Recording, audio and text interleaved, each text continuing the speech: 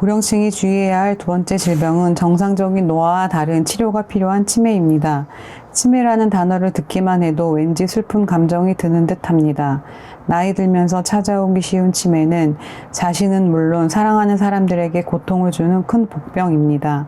한 언론사의 설문조사 결과 나이가 들수록 암보다 치매를 더욱 두려워하는 것으로 나타났습니다. 치매는 정상적으로 생활해 오던 사람이 후천적으로 다양한 원인에 의해 기억, 언어, 판단력 등 인지 기능이 떨어져 일상생활에 상당한 지장이 나타난 상태입니다. 치매는 다양한 증상을 보일 수 있지만 크게 시간, 계절 등을 구분하지 못하거나 언어장애, 자동차 운전을 못하게 되거나 가스레인지 사용법을 잊어버리는 등의 형태로 나타납니다. 망상이나 환각, 우울증 및 성격 변화 등의 정신행동 증상을 보이기도 합니다.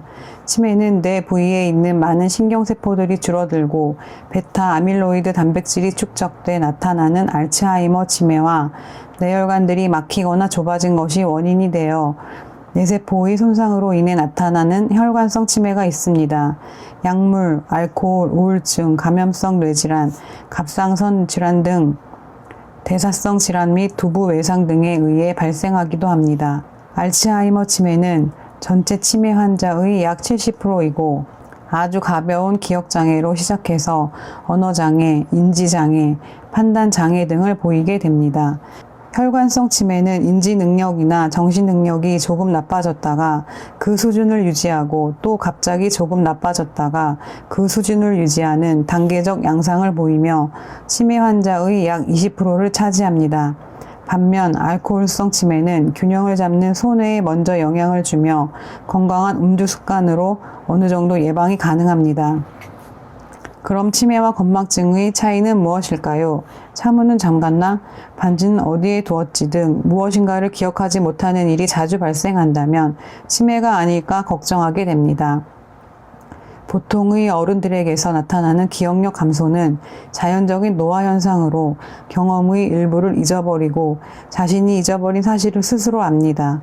또한 일상생활에 지장은 없습니다. 반면 치매 환자의 경우 뇌의 손상이 원인이므로 경험한 것의 전체를 잊어버리고 이를 스스로 깨닫지 못하며 일상생활에 지장을 받습니다. 그럼 어떤 증상이 나타났을 때 치매를 의심할 수 있을까요? 우선 기억력 감퇴입니다. 알츠하이머 병에서 가장 잘 알려져 있고 흔하게 나타나는 증상입니다. 최근에 나눴던 대화 내용을 반복적으로 묻거나 일어난 일이나 사건을 기억하지 못하는 등의 기억 장애 증상이 나타납니다. 초기에는 이름, 가족, 주소, 출신 학교 등 자신의 신상 같은 오래된 과거는 잘 기억하지만 병이 진행되면서 이마저도 잊게 됩니다. 두 번째 증상은 언어 능력 저하입니다. 말을 할 때 적절한 단어가 떠오르지 않아 그것, 저것 등의 대명사로 표현하거나 아예 말이 막히는 증상이 나타나는데요. 병이 진행될수록 점차 말로 표현하는 것이 어려워지면서 말수가 줄어들고 상대방의 말을 잘 이해하지 못하기도 합니다. 세 번째는 시공간 파악 능력 저하를 들 수 있습니다. 진압력은 시간이나 장소, 사람을 알아보는 능력을 말하는데요. 발병 초기에는 날짜나 요일이 헷갈리는데 점차 중요한 기념일이나 집안의 대소사 날을 챙기지 못하게 됩니다. 병이 더욱 악화되면 연도나 계절도 파악하기 어려워지며 낮과 밤을 혼동하는 등의 모습까지도 보입니다.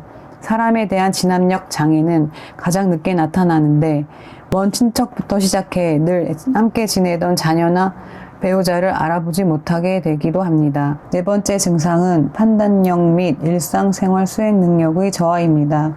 때문에 일을 계획하거나 결정하고 제대로 수행해 나가는 것이 어려워지는데요. 이 또한 병이 진행하면서 점점 간단하고 익숙한 일도 처리하지 못하게 되는데 결국에는 식사, 대소변 가리기, 위생관리 등 가장 기본적인 활동도 스스로 해낼 수 없게 됩니다. 인지 기능의 장애뿐 아니라 성격의 변화, 우울증, 망상, 공격성 증가, 수면 장애 등 정신행동 증상이 흔히 동반됩니다. 또한 병이 상당히 진행되면 대소변 실금이 나타나고 보행장애가 나타나 거동이 힘들어지는 등 신체적인 증상도 나타나게 됩니다. 그럼 치매는 치료가 가능할까요? 아직 알츠하이머 병이 발생하는 정확한 기전이나 원인에 대해서 알려져 있지 않습니다.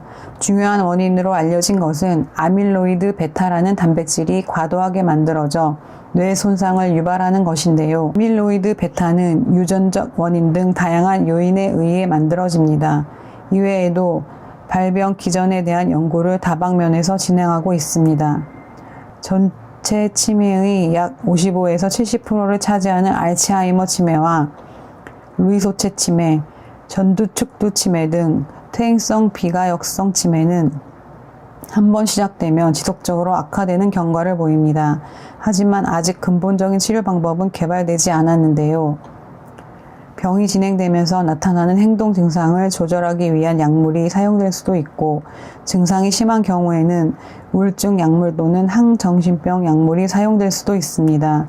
이를 통해 병의 악화 속도를 늦추는 것을 목표로 합니다. 그럼 지금까지 나온 치매 치료제는 무엇일까요? 현재까지 허가된 치매 치료제는 원인을 치료하는 약물이라기보다는 치매의 인지 기능을 완화시켜주는 약물로 주로 알츠하이머 치매에 사용되는 약물입니다. 식품의약품안전처에 따르면 국내에 허가된 성분은 아세틸콜린 분해 효소 억제제인 도네페질, 리바스티그민, 갈란타민과 NMDA 수용체 기량제인 메만틴이 있으며, 이 중 도네페질은 혈관성 치매에도 사용할 수 있도록 허가되어 있습니다. 한편 NMDA 수용체 기량제는 글루타메이트가 작용하는 NMDA 수용체가 비정상적으로 활성화되는 것을 막아 뇌의 학습 및 기억 능력을 증진하는 데 도움을 줍니다. 이렇게 인지 기능을 개선하는 약물 치료와 우울, 불안, 환각, 망상 등의 정신행동 증상에 대한 치료 및 기억 재활 등의 인지 기능 개선을 위한 비약물 치료를 함께하면 치매가 심각한 상태로 진행되는 것을 늦출 수 있습니다.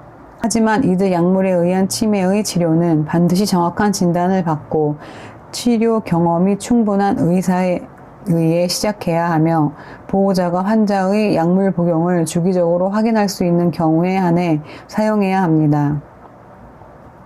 한 가지 약물을 사용해서 효과가 없거나 반응이 감소할 때, 또는 심한 부작용을 나타낼 때 다른 약물로 전환하게 됩니다.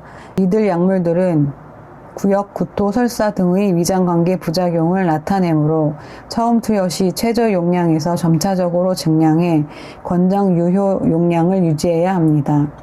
그럼 나와 가족까지 황폐화시키는 치매는 예방할 수 있을까요? 전문가들은 건강한 식사, 적절한 신체 활동 및 인지 기능 활동과 사회 활동을 치매 예방의 주요한 요소로 꼽습니다. 즉, 오메가3 등의 좋은 지방이나 비타민 섭취 및 항산화 식품 등의 식사를 하는 것이 좋으며, 지나친 알코올 섭취나 흡연은 피하는 것이 좋습니다. 음주와 담배는 치매 위험을 각각 2.6배와 1.6배 높입니다. 또 조깅, 산책 및 집안일 등을 통해 신체 활동과 자원봉사 등 타인과 함께하는 사회활동을 하는 것이 바람직합니다. 운동 부족은 혈관, 염증 반응을 높여 뇌 손상에 기여하며 치매 위험을 1.8배 높입니다. 혈관성 치매의 원인이 되는 고혈압이나 당뇨 등 심혈관 질환이 있는 경우 적절히 치료해 그 위험 인자를 철저히 관리하는 것이 중요합니다. 고혈압은 혈관 노화를 빨리 일으키고 치매 위험을 1.6배, 당뇨병도 뇌세포를 파괴해 치매 위험을 1.6배 높입니다. 중앙치매센터에서는 치매 예방 캠페인으로 어른들을 위해 3권, 3금, 3행의 치매 예방 수칙을 제시하고 있습니다.